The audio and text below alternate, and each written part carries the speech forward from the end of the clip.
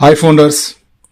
Plus ఈరోజు important topic ఏంటంటే present ఇప్పుడున్న పరిస్థితుల్లో మనకి ఏం జరగబోతోంది, మన బాధ్యత ఏంటి, కంపెనీ తీసుకుంటున్న డెసిషన్స్ ఎలా ఉండబోతున్నాయి, మనకు ముఖ్యమైనటువంటి ఆయుధం ఏంటి అనే విషయాలపైన మనకి ఇప్పుడు కొంచెం చర్చ జరగబోతోంది.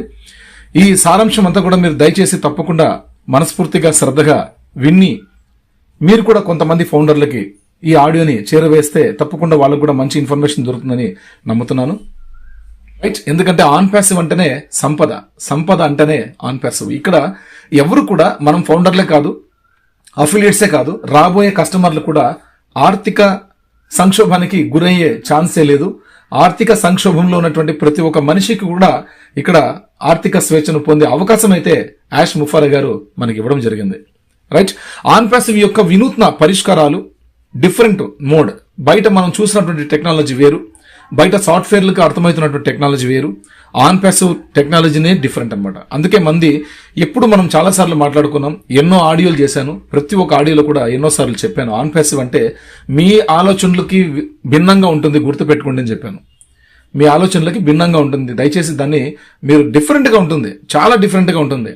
మామూలుగా చాలా మంది మన ఫౌండర్లో ఉన్న వాళ్ళు మాక్సిమం సీనియర్స్ తో కూడా కలుపుకుంటే కూడా కొంతమంది సీనియర్లు కూడా అట్లే ఆలోచన చేస్తున్నారు. ఇప్పటికి కూడా మల్టీ లెవెల్ మార్కెటింగ్ స్థాయిలోనే చూస్తున్నారు ఆన్ ప్యాసివ్. ఇది మల్టీ లెవెల్ మార్కెటింగ్ కాదు. నేను చాలాసార్లు చెప్పాను, చాలా మంది ఫౌండర్లకు చెప్పాను, కొంతమంది లీడర్లు ఫోన్ చేసి మాట్లాడుతుంటారు. అందుకే అందరినీ ఉద్దేశించి చెప్తున్నాను, మనం ఏది పడితే అది బయటికి వాయిస్ చేసి పంపించేస్తే అసలు దానికి అర్థం ఉండదు, నవ్వుకుంటారు రేపు పొద్దున. ఆన్ ప్యాసివ్ వ్యవస్థ ఏంటి, మనం చెప్తుండేది ఏంటి, అసలు తమాషా ఏదన్నా. కాబట్టి మన దాంట్లో బాగా గుర్తుపెట్టుకోండి మై డియర్ ఫ్రెండ్స్, మన ఆన్ ప్యాసివ్లో చాలా రకాల ఆదాయ వనరులు ఉన్నాయి. వాటిలో ఇంపార్టెంట్ ఏంటంటే ఏఐ నియంత్రణతో కూడినటువంటి ఆదాయం ఒకటి. అంటే ఆర్టిఫిషియల్ ఇంటెలిజెన్స్ ద్వారా ఆ వ్యవస్థ ఎక్కడి వరకు అయితే మనం విలీనం అయిపోయామో, ఎంతగా మనలోకి అన్ని ఉన్నాయో వ్యవస్థలు, అలాగా వాటన్నిటికీ కూడా మనం ఒక లెసన్. ఇప్పుడు ఒక థియేటర్ ఉందండి, ఒక థియేటర్లో లోపల చాలా సీట్స్ ఉంటాయి, 100 సీట్లు ఉంటాయి. ఆ 100 సీట్లలో ఫస్ట్ 50, మన లాస్ట్ ఎపిసోడ్ లో కూడా మనం మాట్లాడుకున్నాం, ఫస్ట్ 50 సీట్స్ వచ్చేసి అంతా జైంట్ కంపెనీస్ అనుకోండి, గూగుల్ కావచ్చు, మైక్రోసాఫ్ట్ కావచ్చు, తర్వాత యాపిల్, ఇట్లాంటివన్నీ కూడా జైంట్ కంపెనీస్ అనుకోండి. తర్వాత నెక్స్ట్ మనకు మిగతా 50 సీట్స్ వచ్చి నార్మల్ ఐటీ కంపెనీస్ అనుకున్నాం. ఇలా ఉన్నట్టయితే అన్ని కూడా ఒక థియేటర్లో ఉన్నాయి. ప్రతి ఒక్క సీటు కూడా ఏమంటుందంటే నేను గొప్ప, నా టెక్నాలజీ గొప్ప అంటుంది. దాని మీద పోయి కూర్చొని ఆస్వాదించే కస్టమర్స్ ఎలా ఉంటారంటే వాళ్ళు ఖర్చు పెట్టుకొని వచ్చి కూర్చుంటారు. అంటే మనం ఏదైనా సరే, ఏ కంపెనీ వాళ్ళైనా సరే, ఏ యాప్ ఇచ్చినా కూడా, ఎటువంటి యాప్స్ మనకు వచ్చినా కూడా, అది వెబ్ అప్లికేషన్ కావచ్చు, మొబైల్ అప్లికేషన్స్ కావచ్చు, ఏదొచ్చినా కూడా దాన్ని మనం ప్యాకేజ్ చేసుకుంటాం, దాన్ని ఒక నెల రోజుల పాటు వాడుకుంటాం, ఆస్వాదిస్తాం, అవునా కదండి. కానీ మనకు ఒక పైసా కూడా జనరేట్ అవ్వదు. మనలాంటి వాళ్ళు కోట్లాది మంది ప్రజలు, నెట్ యూజర్స్, వాళ్ళ అవసరాల కోసం, వాళ్ళ అవసరాల నిమిత్తం వాళ్ళ యాప్స్ ని ప్యాకేజ్ చేసుకుంటే ఆ యాప్ పూర్తి స్థాయిలో వాళ్ళకి వర్క్ చేస్తుంది. ఎన్ని రోజులు? 28 days ఆర్ 30 days వర్క్ చేస్తుంది. ఎగైన్ మళ్ళీ వాళ్ళు ఏం చేయాలి, ఎగైన్ మళ్ళీ పాకెట్ నుంచి పేమెంట్ తీసి వాళ్ళ యాప్ ని అవసరాలని వాడుకోవాలి. ఇలాగుంటుంది తప్పించి మీకు టెక్నాలజీ నుంచి ఒక పైసా కూడా ఇన్కమ్ అనేది జనరేట్ అవ్వదు. కానీ మొట్టమొదటిసారి ఒక స్కీమ్ లాగా కాకుండా లాంగ్ టర్మ్ పీరియడ్ ప్రాజెక్ట్ గా మనకి ఒక అవకాశాన్ని, గొప్ప అవకాశాన్ని, ఒక 5 to 6 generations వరకు ఈ ఆర్థికోన్నతిని పొందే విధంగా మనం పొందినటువంటి ఫౌండర్షిప్ అనే అకౌంట్ ఏదైతే ఉందో, ఈ ఫౌండర్షిప్ వల్ల అఫిలియేట్ గా వచ్చేటువంటి అఫిలియేట్ కస్టమర్స్ కూడా వాళ్ళకి అఫిలియేట్ ఉండడం వల్ల ఆ యొక్క మనం ఓమెయిల్తోనే రిజిస్టర్ అవుతాం. ఓమెయిల్తో రిజిస్ట్రేషన్ చేసుకుంటే ఆటోమేటిక్ గా ఈమెయిల్ సర్వీస్ అనేది మనం ఎంటర్ అయిపోతాం, ఓమెయిల్లోకి ఎంటర్ అయిపోతాం. ఓమెయిల్లో ఎంటర్ అయిన తర్వాత అన్ని రకాల ప్యాకేజ్, అన్ని రకాల యాప్స్ అన్ని కూడా మన దాంట్లో ఉంటాయి. మన ఆన్ ప్యాసివ్లో ఒకే all products in one under umbrella, ఓకేనా, ఒకే గొడుగు కింద అన్ని ప్రొడక్ట్ ఉంటాయి. ఒక్కసారి మనం పాకెట్ నుంచి ప్యాకేజ్ చేసుకుంటే ఓ కనెక్ట్ అనేది it's a mandatory for world, ప్రపంచానికి అంతటికి కూడా ఓ కనెక్ట్ అనేది మ్యాండేటరీ ప్రొడక్ట్.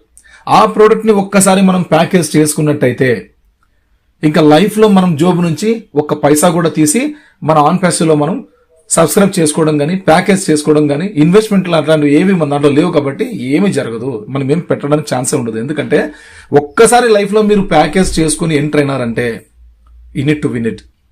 ఇంకా నెక్స్ట్ మంత్ ప్యాకేజ్ చేసుకోవాలనుకున్నప్పుడు ఈ లోపు కంపెనీయే మీకు మీ వ్యాలెట్లలో మీ ఏదైతే ఫండింగ్ వ్యాలెట్ ఉంటుందో, మీ ఓ వ్యాలెట్ లో ఫండింగ్ వ్యాలెట్ అని ఒక ఫార్మాట్ ఉంటుందో, ఆ ఫండింగ్ వ్యాలెట్ లో మీకు పొందుపరుచుంటారు.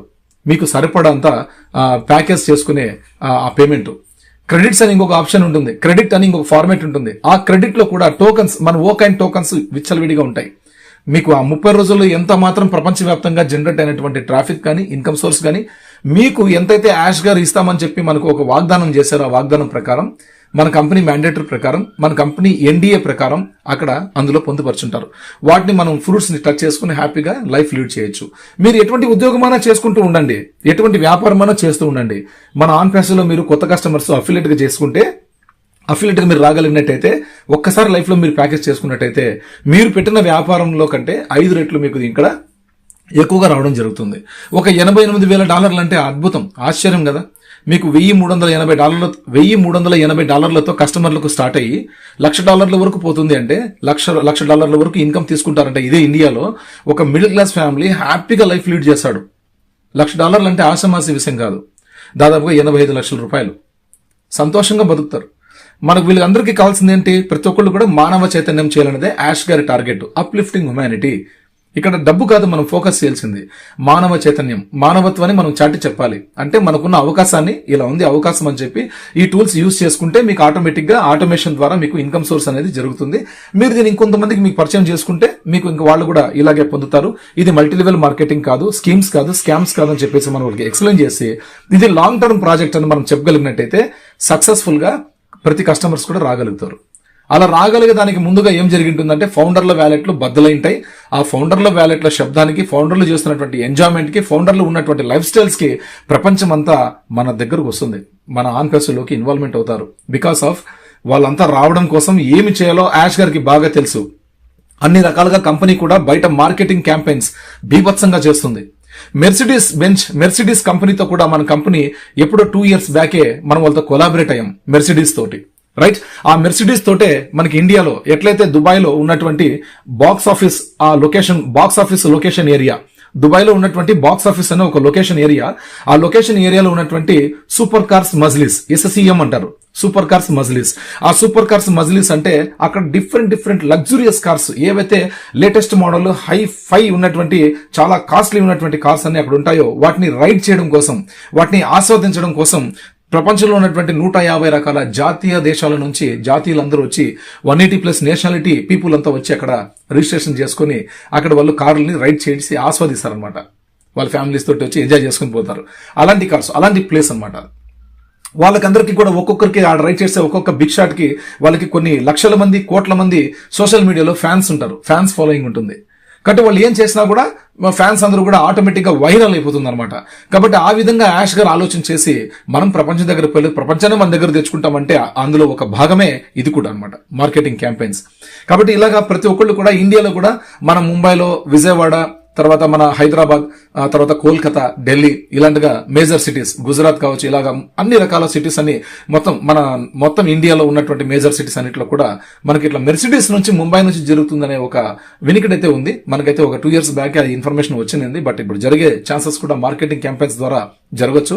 మొట్టమొదటిసారిగా హైదరాబాద్ లో జరగచ్చు. హైదరాబాద్ లో ఏం జరుగుతుంది అనేది ఎవరికి తెలియదు. బట్ యాష్ గారు అయితే చెప్పేశారు, భారతదేశంలోని హైదరాబాద్ నుంచి మనం సెలబ్రేషన్స్ చేసుకుంటామని. ఆ సెలబ్రేషన్ ఎలా ఉంటుందో ఎవరు ఊహించలేదన్నమాట. కాబట్టి చాలా చాలా హైఫైగా ఇక్కడ మనం చూస్తున్నాం. ఈ విషయాలని, గొప్ప విషయాలని మనకు తెలుస్తున్నాయి. కాబట్టి మన క్యాంపెయిన్స్ అలా చేసుకుంటుంది కాబట్టి ప్రజలందరూ కూడా ఎగబాకుతారు మన